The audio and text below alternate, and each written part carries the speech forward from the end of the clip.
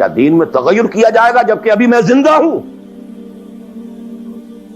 خدا کی قسم اگر یہ حضور کے زمانے میں زکوٰۃ کے اونٹوں کے ساتھ ان کے باندھنے والی رسی بھی دیتے تھے، اور اب اگر یہ کہیں گے کہ اونٹ لے جاؤ رسی نہیں دیں گے، تب بھی میں قتال کروں گا، اور خدا کی قسم کوئی میرا ساتھ نہیں دے گا تو میں اکیلا جاؤں گا۔ اور اے عمر تمہیں کیا ہو گیا؟ تم جاہلیت میں تو بڑے سخت تھے، اسلام میں آ کر تم نرم ہو گئے ہو۔ یہ ڈانٹ ابو بکر پلا رہے ہیں عمر کو رضی اللہ تعالیٰ عنہ۔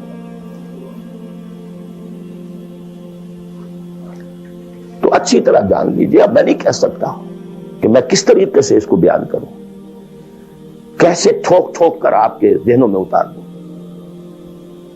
یہ ہے اصل شے، دین کا سارا سٹرکچر ہی بالکل ریورس ہو جاتا، the whole value structure absolutely changes. دین غالب ہے تو وہ ساری باتیں ہیں جو ہم نے خوب یاد کی ہوئی ہیں۔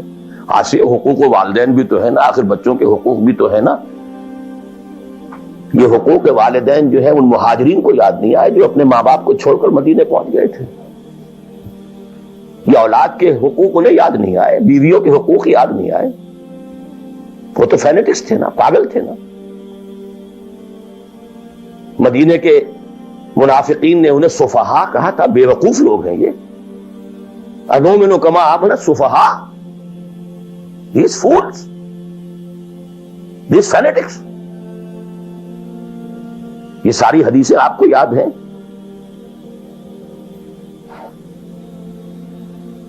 فرق ہے، اسلام غالب ہے تو مسئلہ کچھ اور۔ اچھا کھائیں، اچھا پہنیں، نوافل ہے، نوافل پر نوافل ہے، جتنی ترقی کیجئے، دنیا میں کرنا چاہیں دنیا میں کیجئے، روحانی ترقی کرنا چاہیں روحانی ترقی کیجئے، سارے میدان کھلے۔ علم میں، پروفیشن میں، کسی خاص فن میں ترقی کرنا چاہے کیجئے۔ دین غالب نہیں ہے، اور آپ خود 50%، 60%، 70%، 90% کافر ہیں، اس لیے کہ اس ماحول کا جز ہے جس میں کفر کا نظام ہے۔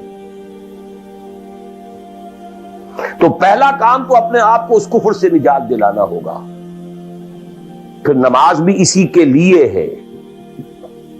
وَاسْتَعِینُوا بِالصَّبْرِ وَالصَّلَاةِ، مدد حاصل کرو نماز سے۔ کس کام کے لیے مدد حاصل کرو؟ the mission to make the deen of Allah supreme، ان اقیموا الدین۔ نماز اس کے لیے سبسروینٹ ہے، اس کے لیے مدد ہے۔ روزہ اسی کے لیے جنگ کرنے کی صلاحیت پیدا کرنے کے لیے ہے۔ اس لیے 23ویں رکوع میں سورہ بقرہ کے روزے اور رمضان کے احکام ہے، 24ویں رکوع میں قتال شروع ہو گیا۔ قاتلوا فی سبیل اللہ الذین یقاتلونکم۔ اور عرب جو ہے وہ روزہ رکھواتے ہی صرف گھوڑوں کو تھے، خود تو رکھتے ہی نہیں تھے، کیونکہ گھوڑے کو استعمال کرتے تھے لوٹ مار میں، غارت گری میں، جنگوں میں۔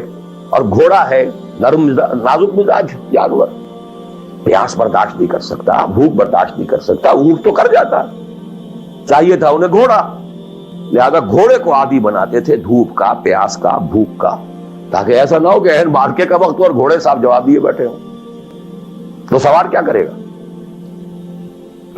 تو ساما یسومو عربی زبان میں گھوڑے کے لیے تھا، انسانوں کے لیے تھا ہی نہیں۔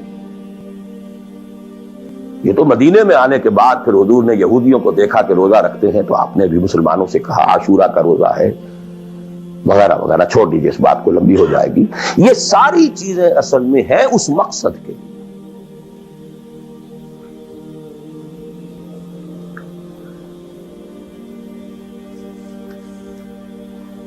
اب دیکھیے کہ اب پریکٹیکلی ہم آتے ہیں مسئلے کے اوپر۔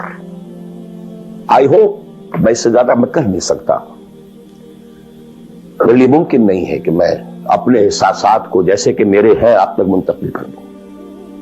اور میں جانتا ہوں ایسے لوگوں کو جو 30 برس سے مجھے سن رہے ہیں اور یہ ساری باتیں سن رہے ہیں اور ٹس سے بس نہیں ہوتے۔ زمیں جنبد نہ جنبد گل محمد، ان کا وہی کانسیپٹ ہے، اس لیے کہ یہ کانسیپٹ 1400 برس میں جا کر جو ہے مکمل ہوا، پختہ ہو۔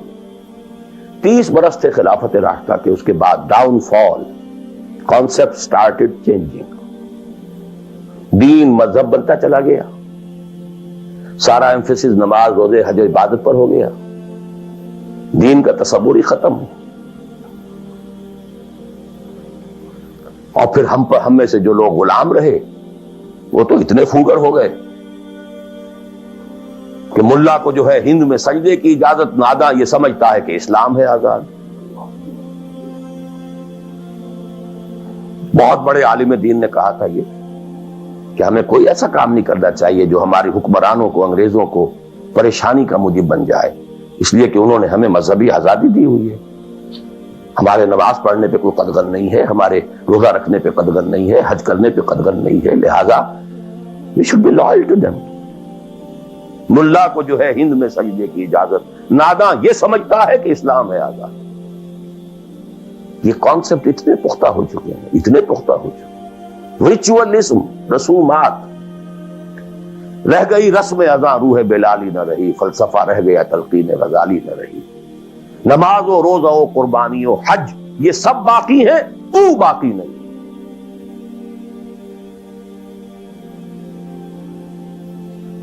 نمازیں بھی ہیں، روزے بھی ہیں، تراویح بھی ہم نے پڑھی ہے. اب موسم آ رہا، عید الاضحیٰ بھی ہوگی، قربانی بھی ہوگی، حج کے لیے بھی جائیں گے، لیکن دنیا پر کوئی اثر اس کا 30 لاکھ آدمی حج کر کے آئیں گے، معاشرے پر کوئی زیرو کے برابر بھی کوئی اثر ہے. جو خود کا جا کر کے آتے ہیں ان پر کوئی اثر ہوتا ہے؟ جیسے گئے ویسے آئے. الٹا یہ کہ یہ اور کانفیڈنس لے آئے کہ پچھلے سارے گناہ معاف ہو گئے، اب اثر نو کرنے کی چھوٹ ہے.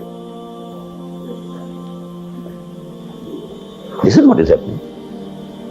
اور میں اپنا 35 سال کا تجربہ آپ کو بتا رہا ہوں.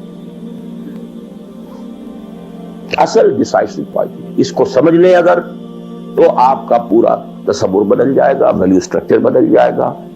لیکن نہیں تو پھر جو بھی ہے وہ ہے.